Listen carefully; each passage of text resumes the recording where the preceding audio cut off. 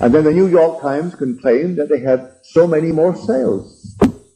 And all the advertisers who advertised in that paper for Monday just simply had a blank, because they aren't reading anything but their own little section, and it was all prearranged by the editor.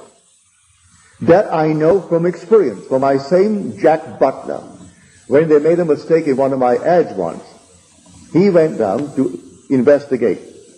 So he went to the editor of the religious section, and she said he had to do something to pacify him, and she said, how would you like to see the editorial staff of the social section of our paper? Well, Jack was always out for fun. He said, I would love it. And it was just about 2 months before Easter. And all these ladies and their daughters were all around the place, dozens and dozens of them, waiting to be interviewed. Each was going to say exactly what we're going to wear. That's been ordered. The dress is all ordered and maybe already delivered. And the kind of a hat, and what church we attend, and where we're going to come out, and the cameras will be there to photograph it. And the morning paper will carry it as spontaneous. All spontaneous. And that's the dream world. A man just retired after very successful 30 years in the show business. His name is Sinatra. I recall this vividly when he was a young boy. I came out of my tailor on 48th Street, which was between 5th and Madison Avenue. I'm walking towards 5th. When I got to 5th, here is 3 dozen young girls, 16, 17. And here is a cab right in the middle of 5th Avenue. And here is this young lad. Well, he's 10 years my junior, so he was then, well, whatever it was then, when he got started. His foot on the runway, the cab stalled, traffic backed up, all the horns are honking, the cop is inquiring, and he is signing autographs to these 30 or more. All that was prearranged to block the traffic. So what? They'll give him a ticket. They give the cabbie a ticket.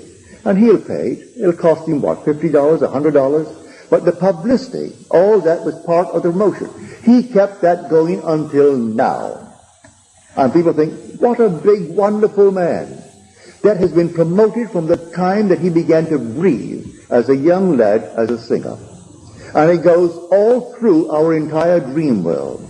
And how do you go? Don't stop it. You can't stop it. It's part of the dream world. I am not telling you of the dream world. I am telling you of the world wherein you will awake. And when you awake, you'll be clothed in your immortal body. And that is heaven. Heaven is not a realm. It's not an area.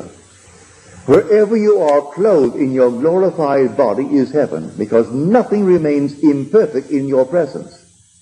If you walk through the petrified forest, it would all burst into foliage.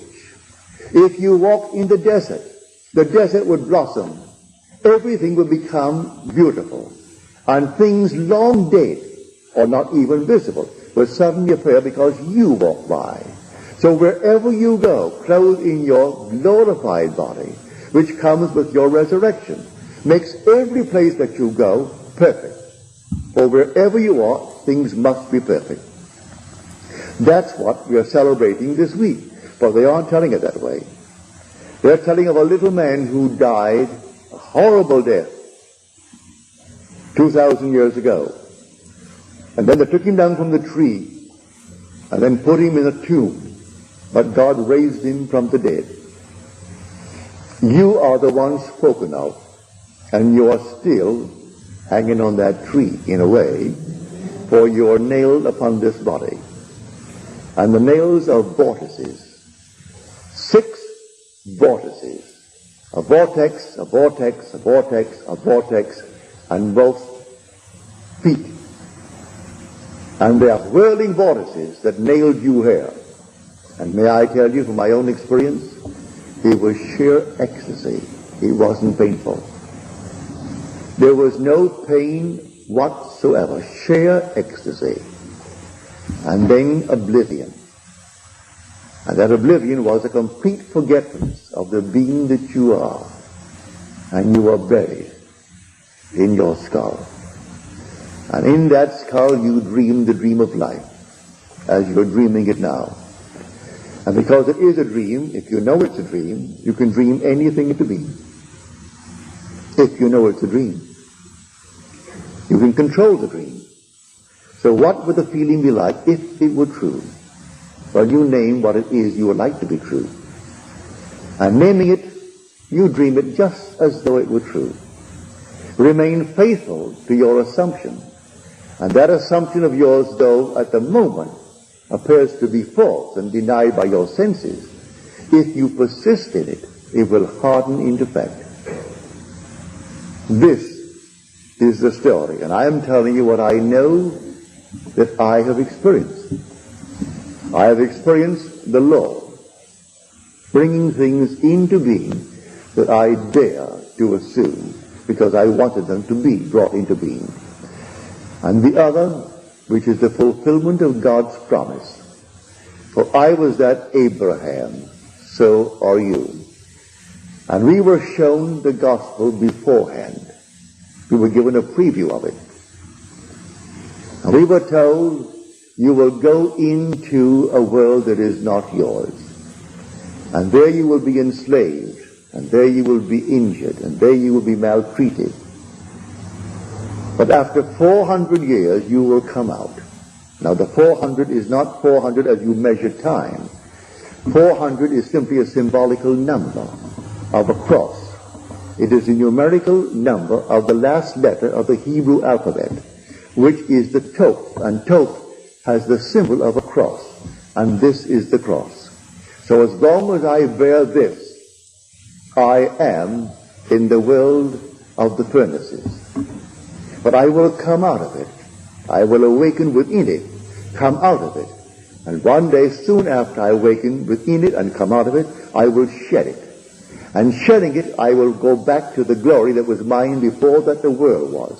But enhanced by reason of wearing the cross in this world. Because no one can consummate this bliss that we saw before the world was, unless he is generated here in this world in flesh and blood. So I come down and I find myself wearing a garment woven in the womb of a woman, and I put on that garment and I'm nailed on it, and then I'm buried in that garment but buried in the skull, and because I'm buried in the skull, I come out of the skull. And when I come out of that skull, still wearing the garment, for a little interval of time to tell and share it with my brothers, to encourage them to continue, no matter what happens, to continue. Dream nobly and realize the dreams, but dream nobly, because in the not distant future you're going to awaken, and when you awaken, you're going to take off the little garment, and that is the cross that you wore for your journey, which is called in Scripture the 400 years. Really, it's thousands of years. You've been wearing it for thousands of years. For there is no death, really, only restoration.